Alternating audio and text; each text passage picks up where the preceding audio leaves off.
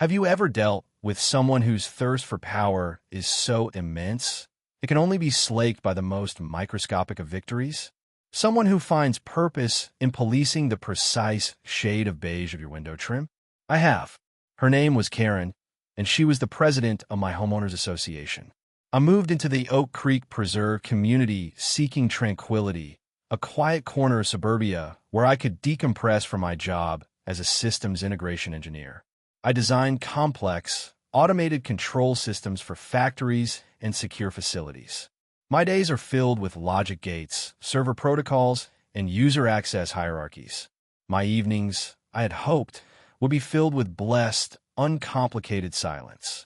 Karen, however, had other plans. From the moment I moved in, she treated the HOA bylaws not as a guideline for communal living, but as a sacred text and herself as its high priestess. My trash cans were visible from the street for 3 hours past the designated collection time. My lawn, by her precise measurement, was a 1/4 inch too high. Each infraction was documented with the fervor of an archaeologist discovering a lost tomb, delivered in a crisp envelope that radiated smug satisfaction. I tolerated it, because what else can you do? But then she crossed a line from petty annoyance into outright, malicious destruction. I came home one Tuesday evening to find a crew of workmen just leaving my property. At the end of my driveway, blocking my access to the garage and the street, was a freshly poured, rapidly curing concrete barrier, a squat, gray monument to her madness. Taped to it was a formal HOA notice laminated against the elements. Violation, it screamed in bold, red letters. Unapproved driveway surface. Per Article 7, Section 4B. Cure immediately what Karen, in her infinite, self-appointed wisdom, didn't know was that she hadn't just poured cement. She had just initiated a protocol she couldn't possibly comprehend, and I, the quiet engineer who just wanted to be left alone, was about to teach her a masterclass in systems control. Have you ever been pushed so far that your only response is to become terrifyingly methodical? This is that story. It's not just about revenge. It's about demonstrating on a community-wide scale that any system built for control can be turned back upon its creator. My first reactions were entirely predictable and utterly fruitless. I was furious, of course, but I channeled that into what I assumed was the proper civilized procedure. I called the police. An officer arrived, looked at the concrete barrier, looked at the HOA letter, and gave me a world-weary sigh. I get what you're saying, sir, but this is a civil matter. It's on your property, but it was ordered by your HOA. You'll have to take it up with them or sue them. He handed me a card with a case number and drove away, leaving me standing beside 1,000 pounds of weaponized pettiness. Next, I tried the other members of the HOA board. One didn't answer. Another mumbled something about Karen being very particular and that he didn't want to get involved. The third, a nervous man named George, told me that Karen handles all enforcement issues personally. My formal, written complaint, submitted via the HOA's official online portal, was rejected within minutes. The rejection notice, personally written by Karen, cited my own history of noncompliance and stated that the matter was closed. The cherry on top arrived 2 days later, a new official violation notice. This one was for the concrete barrier itself. Failure to cure the unapproved driveway modification. It read, along with a schedule of fines starting at $200 a day and a thinly veiled threat of placing a lien on my house. The next morning, as I was hacking away at the slab with a rented jackhammer, making barely a dent, Karen drove by in her golf cart. She slowed down just enough to give me a triumphant, reptilian smile before gliding away. It was in that moment, sweating and covered in concrete dust, that I realized the fundamental flaw in my approach. I was trying to reason with an unreasonable person. I was trying to appeal to a system that she had completely corrupted. The system wasn't the problem. The administrator was. And you can't fix a corrupt administrator by filing forms. You have to reboot the whole system. I put down the jackhammer. My frustration didn't vanish, but it transmuted into something else, a cold, crystalline focus.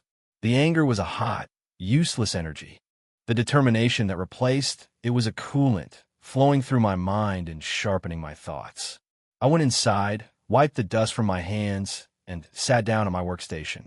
Instead of searching for lawyers or demolition companies, I opened the county's public records database and began downloading the complete architectural blueprints and legal charters for Oak Creek Preserve. The problem wasn't a slab of concrete anymore. The problem was Karen, and I was about to make her the single most critical and most vulnerable component in a system of my own design. My job as a systems integration engineer is, in essence, to make disparate parts work together as a seamless, intelligent whole. I take security systems, climate controls, access panels, and logistics software, and I weave them into a single, cohesive network that can be monitored and controlled from a central hub. It requires an intimate understanding of not just the technology, but the rules that govern it, the if-then logic that dictates every action. This was the mindset I brought to the stack of HOA documents and community blueprints spread across my desk. I wasn't just reading them, I was debugging them. I was searching for exploits in the source code of our little suburban utopia. The HOA bylaws were a labyrinth of tedious regulations, but within that maze, I found what I was looking for. It was a clause in the chapter on community infrastructure and safety. It stated that the HOA board could approve necessary security enhancements to common areas, and that such approvals could be fast-tracked by the president in response to a clear and present threat to resident safety or property. It was designed to allow for quick repairs of a broken fence or the installation of a security camera after a break-in. Karen had just handed me my clear and present threat on a concrete platter. Her act of vandalism against my property was the perfect justification. The second piece of the puzzle was the community's grand entrance. Oak Creek Preserve was advertised as a gated community, but the gate itself was purely for show. Two ornate, wrought iron arms sat permanently open, flanking the guardhouse that had never been manned. They were infrastructure in place, but non-functional, a pre-existing vulnerability. That was it. The aha moment wasn't a shout of discovery, but a quiet, chilling click as the pieces locked into place. The bylaws gave Karen the authority to approve a security upgrade. Her own actions provided the justification for it, and the decorative, non-functional gate was the hardware waiting for a new operating system. I could use her own power, her own rules, and her own precedent to build a cage. She had blocked my driveway, an attack on my personal property. I would secure the main gate, an action affecting the entire community's common property, all under the guise of her authority. A grin spread across my face for the first time in days. Karen thought in terms of fines and violations. She was playing checkers. I was about to design a fully automated, networked, three-dimensional chessboard, and she wouldn't even realize she was a pawn until the final checkmate was called. The plan formulated itself with the clean, efficient logic of a well-written script. I wouldn't just fix the gate, I would transform it. I would donate and install a state-of-the-art access control system, a project so technically impressive and seemingly generous that Karen's ego would be physically incapable of refusing it. My proposal would be a masterpiece of corporate doublespeak, tailored specifically to appeal to her vanity. It would speak of proactively enhancing property values, implementing 21st century security solutions, and creating a paradigm of secure living. I would design the system with multiple layers.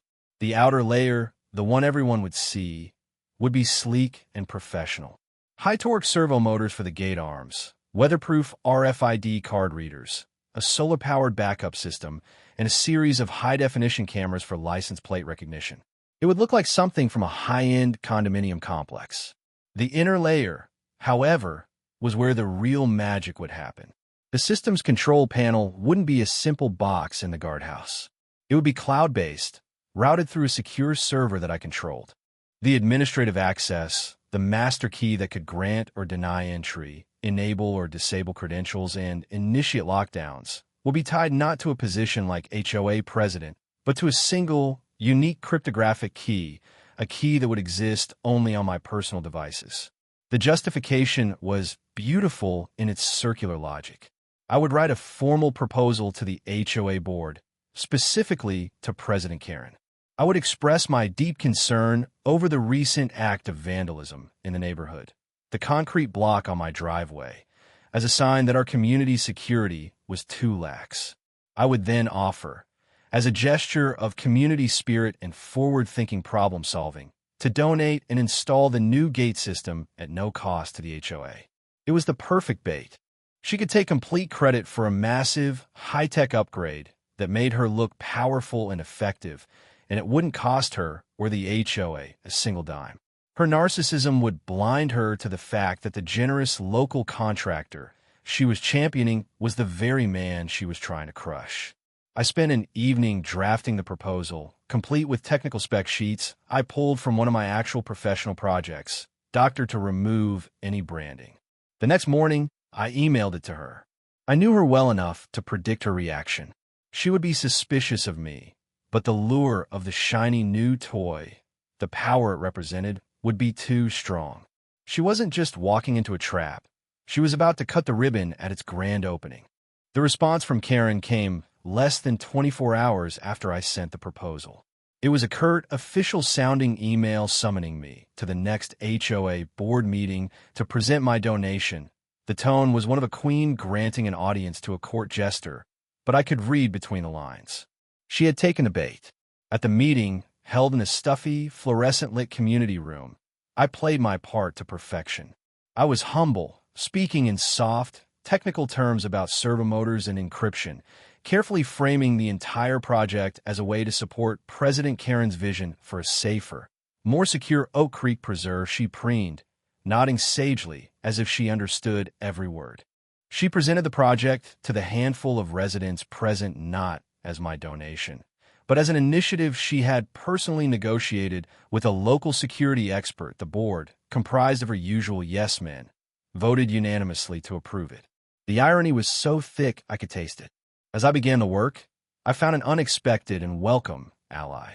A retired electrician named Bob, who lived 3 doors down, saw me trenching conduit near the entrance. He'd had his own run-ins with Karen, a multi-week battle over the approved species of geraniums for his flower pots.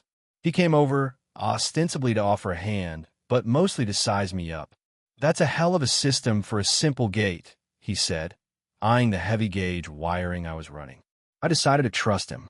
I explained the core of my plan, leaving out the final, vindictive twist. I told him I was installing a system that could be properly managed, ensuring that no single person could abuse their power over it. Bob's eyes lit up with a conspiratorial glee. "You're building a better mousetrap," he chuckled. "Well, son, you tell me where to run the wires." Over the next 2 weeks, Bob became my silent partner. His help was invaluable, but his moral support was even more so. We worked in the evenings and on weekends.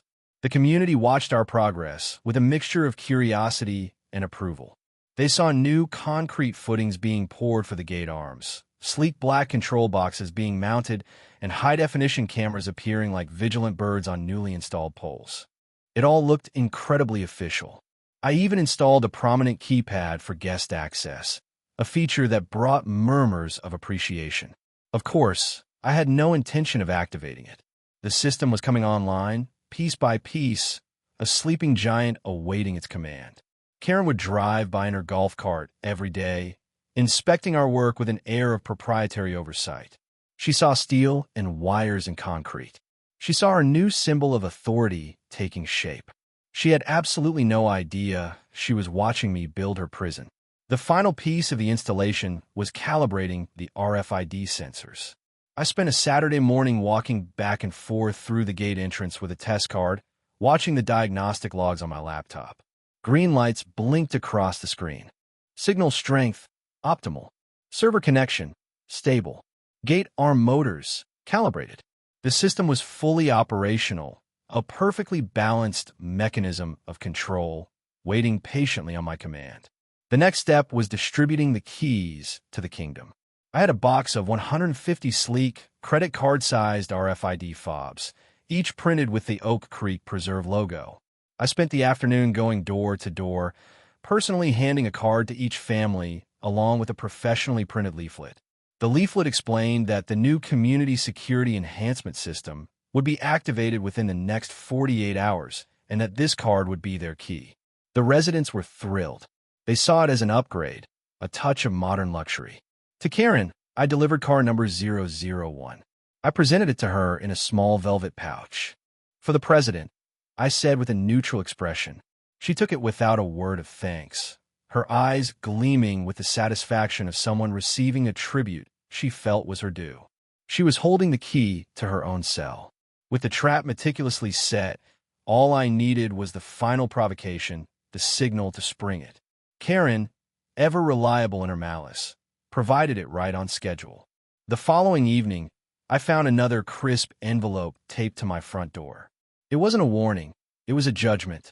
A bill for $2,800 in accumulated fines for the uncured driveway violation, and a formal notice that the HOA's attorney had been instructed to place a lien on my property at the end of the week. The letter was a masterpiece of bureaucratic venom, dripping with her smug, triumphant finality. That was it. That was the trigger. She had signed her own warrant. I went to my office, the letter in hand, and sat before my triple monitor setup. On one screen was the live feed from the gate cameras showing the quiet, empty street. On another, the system's control dashboard. I took a deep breath, not of anger, but of profound, icy calm.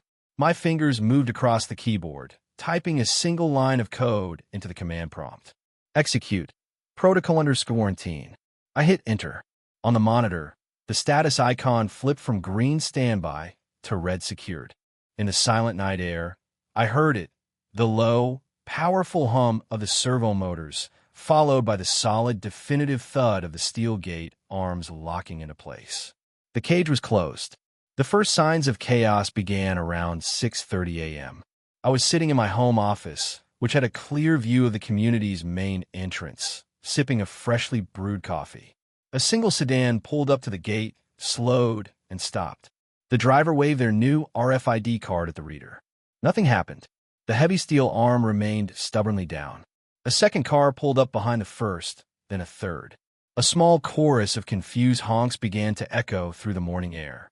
Within 20 minutes, the line of cars snaked back a dozen deep. Confusion was curdling into frustration. People began to get out of their vehicles, clad in their work attire, gesticulating at the immovable gate. They soon discovered the notice I had laminated and affixed to the control panel the night before. I had crafted it carefully, using the exact font and tone of Karen's own violation letters. Notice it began. The community security system is now active. Access is governed by strict adherence to all community bylaws, as recorded in the HOA Master Ledger. Your access credential has been temporarily suspended, pending a full compliance review of all outstanding violations. Please contact your HOA administration for resolution. It was a perfect piece of bureaucratic jujitsu, using the system's own logic to turn the problem back onto its architects. It didn't say the system was broken. It said they were. The masterpiece of the morning, however, was Karen's arrival. Summoned by a flurry of panic phone calls, she zoomed into view on her golf cart, parting the sea of angry residents like a corpulent Moses. She radiated an aura of supreme annoyance, clearly furious that her new system was daring to malfunction on its first day. She marched up to the control panel, shot a disdainful look at the gathered crowd, and confidently waved her special card, #001, over the reader. The reader beeped once, and the small LED light turned from red to redder. Access denied. Her face was a brilliant, theatrical progression of emotions, from confident authority to utter disbelief, then to sputtering, impotent rage. She tried it again. Denied. She banged on the control box with her fist, as if that would intimidate the encrypted software within. She frantically jabbed at the guest keypad, which remained inert. Her power, so absolute just yesterday, had vanished. The residents, now trapped together with their leader, began to talk. The initial anger at the gate was now being redirected. I heard snippets of conversation. A fine for my kid's basketball hoop. She made me repaint my front door because it was the wrong shade of white. A warning for a holiday decoration left up 2 days too late. The gate wasn't just a physical barrier. It was a pressure cooker. And Karen, standing there red-faced and helpless, was feeling the heat. It took another hour for the pressure to build to a critical point. The crowd, now a simmering mob of about 40 people, finally coalesced around a single idea: to confront the man who had installed the gate. Led by a furious Karen, they marched down the street and swarmed onto my lawn, their combined frustration a palpable force. They banged on my front door, shouting demands and accusations. I let them vent for a few minutes, watching them from my window, allowing their collective anger to peak. Then, when a lull fell over the crowd, I opened the door. I stepped out onto my porch, holding a tablet. I was calm, collected, and had slept wonderfully. "Good morning, everyone," I said, my voice projecting easily into the quiet morning. "I see you're having some trouble with the new security system, the one I so generously donated and installed. The one President Karen here personally approved on your behalf." I gestured towards her. She stood at the front, her face a mask of purple fury, ready to unload. But I didn't give her the chance. I held up the tablet for all to see. On its screen was a clean, professional-looking dashboard. On the left was a live video feed from the gate camera showing the long line of trapped cars. On the right was a neatly formatted list. "The system is not malfunctioning," I announced, my voice cutting through the murmurs. "It is working perfectly. It's an integrated compliance system designed to enforce the bylaws that this community holds so dear." I scrolled slowly down the list on the tablet. "It works by cross-referencing the HOA's official violation ledger with the Gates Access Credential Database. As per Article 4, Section 2 of our bylaws, access to community amenities is a privilege contingent on being a member in good standing. My system simply automates that enforcement. It has temporarily suspended access for all households with unresolved fines or violations." Which appears to be. I paused for dramatic effect, looking up at the crowd. All of you, a wave of confused outrage swept through them. Karen finally found her voice. "This is insane. It's illegal. You can't hold us hostage." "Can I?" I replied, my voice dropping to a steely calm. "Let's talk about what's illegal, Karen." I swiped the screen of the tablet. The dashboard was replaced by a high-definition, time-lapse video. The crowd went silent as they saw a familiar scene: my driveway at night. The video clearly showed Karen and two of her burly friends wrestling with bags of concrete mix, gleefully pouring and smoothing the cement barrier that had started this all, captured in perfect detail by a motion-activated security camera I'd hidden in a birdhouse. There was an audible, collective gasp from the crowd. The video ended, and I looked directly at Karen. "Is it more illegal than committing a felony act of vandalism by pouring 1,000 pounds of concrete on a private citizen's property?" The crowd didn't look at me. Every single I was now fixed on Karen. Her authority, her power, her entire reign of petty terror. It all evaporated in that one stunning moment of public exposure. The shift in the crowd was instantaneous and total. The anger they had directed at me and the gate now turned, with the force of a tidal wave, onto Karen. All the pent-up resentment from years of her tyrannical reign boiled over at once. People started shouting, not at me, but at her, waving their own past violation notices in the air like pitchforks. They saw the video of her crime. They saw the list of their own transgressions on my tablet, a testament to her petty obsession with control. She was no longer a feared president. She was a common vandal who had, through her own arrogance, imprisoned them all. I let the beautiful chaos reign for a moment before holding up a hand for silence. "I am prepared to restore full access immediately," I called out, and the crowd fell quiet. But on two non-negotiable conditions, I held up one finger. First, the immediate and unanimous recall of Karen as HOA president and her permanent removal from the board. A cheer went up. Someone, a lawyer who lived down the street and had battled Karen over the height of his fence, shouted, "I'll draft the petition right now." He was already pulling out his phone. Second, I continued, holding up a second finger. "The new board will hold a special session within 1 week. The sole purpose of that session will be to review and abolish every single petty, arbitrary, and vindictive rule that she has railroaded into our bylaws over the last 5 years. The cheer that erupted this time was deafening. It was the sound of liberation. Within 10 minutes, the freshly drafted recall petition was circulating through the crowd on a clipboard. It was signed by every single resident present.